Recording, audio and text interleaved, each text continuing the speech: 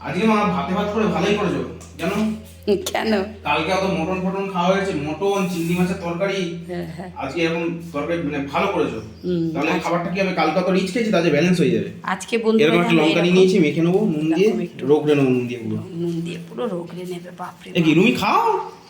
খাবে? রুমি তো শুধু ভাত নাড়াচাড়া করছে দেখছি, দেখো রুমি ভাত নাড়াচাড়া দেখো, শুধু ভাত নাড়াচাড়া করছে। কি তাই তো? আগে মাখবে তাড়াতাড়ি তবে তো- খাও, আজকে আর খাইয়ে দেওয়ার সময় নেই। তুই ওকে তাড়াহুড়ো করছিস আর কেন? রোজ তো আমি খাইয়ে দিই। তুই মাখন ছাড়াই খাবি নাকি আজ লঙ্কা? মাখন নেবো তো। মাখন নেবে তো? কত নেবে, পুরো যা আছে সবটা নাকি? দিলেই হবে। এই তো বলছিল পুরো প্যাকেটটা খেয়ে নেবে। এখন ওদের বাবু কি মাখন হবে? কিন্তু বুঝে নিস। সেই এক কথা তোকে। কেন? মায়ের ডায়লগ আবার আর তো না তুই নিয়েছিস? আমি নিয়েছি, এই তো আমি নিয়েছি তো। অনেকটা নিয়েছিস। তোরও মনে হচ্ছে অনেকটা, কেন? ওরম মনে হচ্ছে অনেকটা। যাকে ঠিক আছে, খেয়ে নে। হুম। এই বন্ধুরা এই দেখো ডিম সেদ্ধ করেছি। হুম। হ্যাঁ, আর এই মাখন দিয়ে বৌমা আর ছেলে দুজনই খাচ্ছে।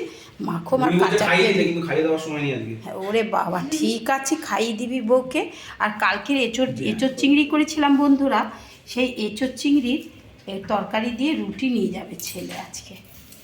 ঠিক আছে, খেয়ে নে টক টক করে বাবা। আজকে দারুণ করেছো কিন্তু। হ্যাঁ, এরকম কী হবে তো শরীরটা ঠিক থাকে।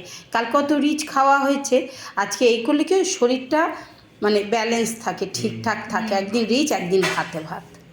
খেয়ে নে। টাটা। Ta-ta, ta-ta. টক টক করে খেয়ে নে।